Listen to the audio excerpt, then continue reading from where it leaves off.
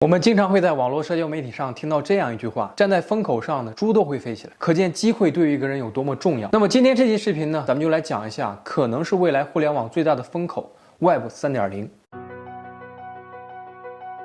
最近这段时间，大家可能会经常听到某某知名的 VC 机构，比如红杉资本啊、H6Z 呀，花费数亿甚至数十亿美元投资了 Web 3领域的一些项目，以及为了发展元宇宙，把公司名字都改成了 Meta 的 Facebook， 甚至把发展 Web 3作为国家战略方针的日本。从这些消息，大家可以看出 Web 3对于未来多重要。那么 Web 3究竟有什么魔力，吸引着这么多的 VC 机构、企业以及国家去如此的看重它发展？它对于我们这些普通人又有哪些机会？今天这期视频，咱们就来讲个明白。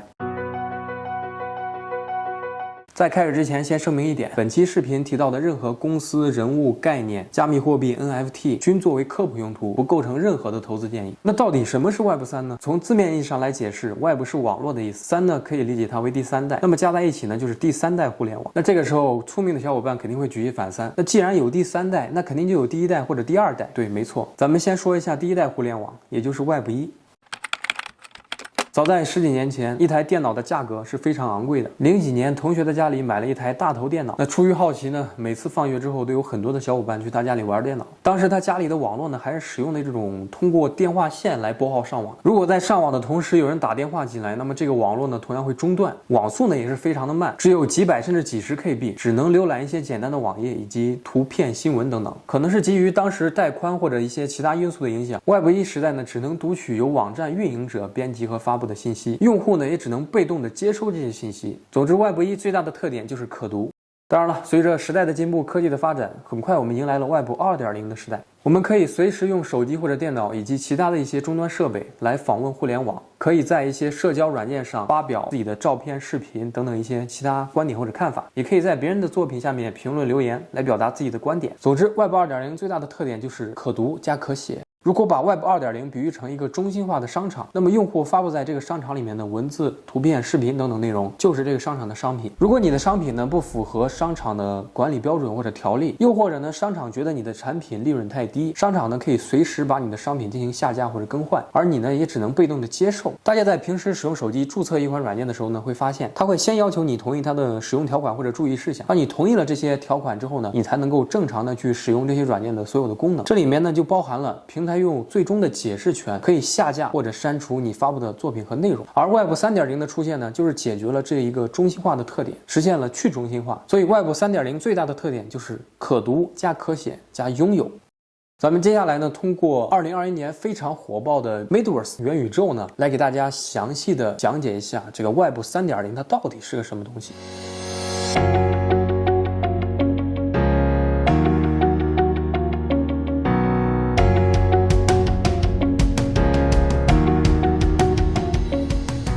提到元宇宙呢，这里给大家用一个游戏举例一下，帮助大家更好的理解它。那这款游戏呢，就是 Sandbox。Sandbox 呢是一款基于区块链运行的沙盒创造类游戏，玩家呢可以在这个游戏里面买地盖房，建造属于自己的世界。那这么一听呢，大家是不是觉得这个 Sandbox 不就是翻版的我的世界吗？对，你可以这么理解。但这两款游戏最大的差别呢，在于前者可以在玩游戏的同时呢，产生实际的经济价值，以及呢拥有游戏内所有道具的最终管理权限，而后者呢只是简单的娱乐消遣。比如你想要在 Sandbox 拥有一片自己的土地来盖属于自己的房子、自己的世界，对不对？那么你就需要真金白银的去购买它。如果你的土地升值了，你也可以根据当时的价格来卖出它，换成法币来在现实中来进行消费。随着资本的介入，这游戏内虚拟土地的价格也是水涨船高啊。这里呢给大家看一个数据啊，就是2021年随着这个元宇宙的概念爆发之后， Sandbox 这个游戏迎来了它的春天。它的原生代币 Sand 价格呢7天暴涨了120%，30天也就是1个月的时间，它完成了10倍的涨幅。在现实生活中，大家都知道啊，越是靠近市中心的这个土地，它的价格也是越高。在游戏内呢也不例外，游戏内它可能只是在3环、4环、5环这样的位置的一个虚拟土地的价格呢，它都超过了3个以太坊，而且这3个以太坊根据当时的价值，大概在1万多美元，1万出头了已经，并且呢，这个游戏还获得了软银价值9300万美元的融资。总结来说呢，这个元宇宙呢，就是想打造一个虚拟现实的世界，到时候人类可以像电影《头号玩家》里那些主角一一样，去穿上一些特定的装备，去打怪，去升级，来建造自己的家园。看到这儿，肯定有的小伙伴就有疑问了，这元宇宙好像除了炒作也没有其他的实际应用价值。对，目前来说确实是这样的。元宇宙呢，目前只是处于一个初期的概念阶段，但是随着科技的进步，我们保不准哪天呢就可以通过 VR 呀、AR 这些智能穿戴设备来实现真正的元宇宙的世界了呢？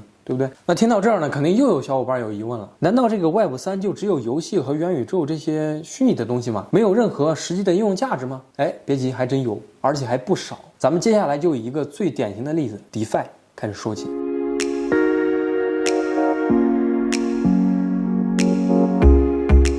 DeFi 的全称呢叫做 Decentralized Finance， 翻译过来呢就是去中心化金融的意思。在现实生活中呢，我们的生活离不开银行，在 DeFi 的世界里呢，我们也可以把自己的资产存入到 DeFi 的项目里面来获取一定的利息。不光是可以借贷啊，有些 DeFi 的项目 APY 甚至特别的高。就拿前段时间风风火火的 Terra Luna 来说，用户购买它的算法稳定币 UST， 并且把这个 USD 呢存入到它这个 DeFi 的应用里面，就可以获得高达年化20%的收益，是稳定在年化20%。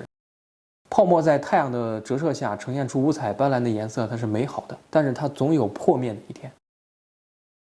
2022年5月19日，与美元1:1锚定的算法稳定币 UST 严重脱锚，当日收盘后最低价格来到了0.6美元，在短短的2个小时内蒸发了50亿美元，无数的投资者在短短的几周内倾家荡产。因为 Terra Luna 的组织者是韩国人，这个项目的发行地呢也在韩国，所以有大量的韩国投资者加入到了这个项目当中来。UST 脱锚的同时呢，大量的韩国投资者被清算，短时间内韩国的自杀高发地马普大桥上了热搜。Luna 的崩盘呢，带走了那些背负巨大债务、希望通过加密货币翻身的投资者最后一丝希望。DeFi 和加密货币设计的初衷呢，它是好的，它是为了像应对美联储这样中心化的金融机构滥发货币，导致物价通胀、资产贬值的一种解决办法。但它难免会被一些资本家和一些既得利益者给操控，变成收割散户的镰刀。在这里，小森提醒大家，在全球经济恶化的当下，管好自己的钱袋子。听到这里，大家一定很好奇，为什么 Web3 的世界里离不开加密货币呢？因为 Web3 呢，需要通过区块链来进行点对点的技术来实现去中心化。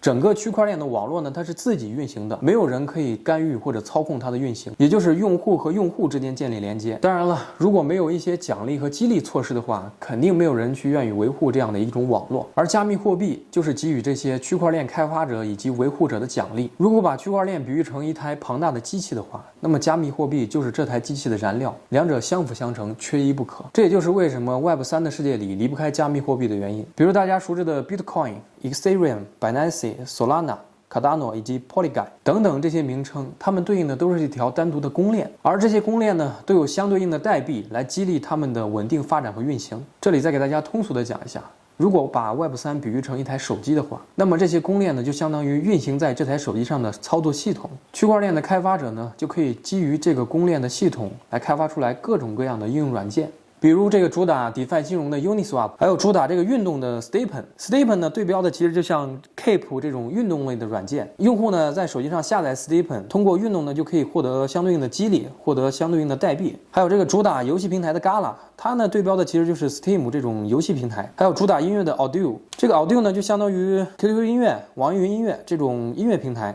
还有主打 NFT 的 Flow， 以及呢主打体育赛事的这个 Cheerleads。当然了，这个 Web3 的世界里呢还有很多公链以及应用，这里呢咱们就不细说了，这个涉及的知识面太广啊，这一期肯定讲不完的。咱们今天呢就着重的重点讲一下 Ethereum。如果把 Web3 比喻成一台手机的话， Ethereum 这个生态网络就相当于这个手机的 iOS 系统，它是目前应用最广泛、生态最完善以及市值最大的一条公链。区块链的开发者呢，可以基于以太坊这个生态系统来开发出来各种各样的应用程序来供大家使用。然后接下来咱们讲一下它的激励机制。前段时间呢，以太坊升级了 2.0 的系统，从而导致大批的矿卡流入到了这个消费市场。那听到这儿，有的小伙伴就会疑问了，那这个矿卡又是个什么东西呢？这里懂电脑的小伙伴呢，一定对它不陌生。矿卡呢，它本来它是叫显卡的，显卡是专门处理咱们的电脑的图形计算的一种元器件嘛，你可以这么理解。因为升级2.0之前的以太坊呢，需要通过显卡来进行记账分析，而提供这个显卡和算力的矿工呢，则会获得相对应的奖励代币 ETH 作为奖励。升级到 POS 机制的以太坊2.0网络呢，就不再支持传统意义上的显卡挖矿，从而呢导致大批量的显卡流入到了咱们的消费市场，咱们就是称之为矿卡的那种显卡。你提供的显卡越多，你的算力就会越高，你的算力越高呢，你获得的相对应的代币数量也就会越多，你的代币越多呢，你的财富就越多。因为这些代币呢，都是可以在二级市场去进行正常的流通、去购买和出售的。那么这里又有一个疑问 ：POW 升级成 POS 之后呢，有什么好处？这里再给大家看一份数据，因为我这里收集的数据啊，不是最新的，不是很全面，这里大家简单的参考一下，做一个对比。截止到2021年5月10日，全球虚拟货币挖矿的年耗电量大约是149.37太瓦。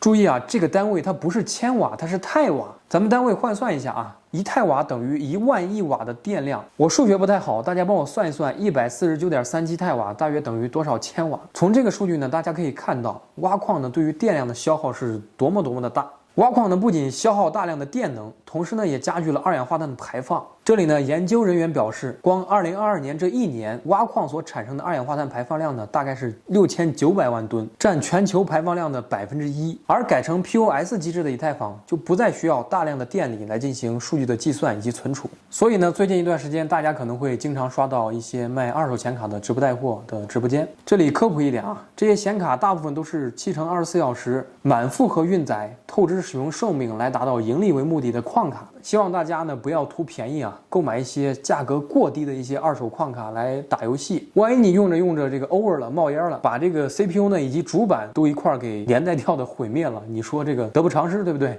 大家所以谨慎选择啊。最后再来总结一下，这个 Web3 呢，就是想打造一个完全去中心化的区块链网络。在这个去中心化的世界里呢，每个用户都可以获得分布式、可自主管理的数字身份，以及可确权、可交易的数字资产。在这里呢，小森认为，基于 Web3 是一种去中心化属性为特点的一种网络，它是与各个国家的政策是相违背的、相背驰的。以加密货币为燃料的 Web3 呢，还有很长的一段路要走。我们现阶段呢，看到最多的还是资本炒作的影子，以及投资者被收割时的无奈。任何新兴事物的爆红都有它独特的原因，我希望大家以一种求知探索和反驳的观点来看待它，这样呢你才有可能在未来任何一次机会中做第一批吃螃蟹的人，以及在大厦将倾之际为一批生存下来的人。好了，以上就是本期视频的全部内容，喜欢我的视频请点赞评论转发，咱们下期见，拜拜。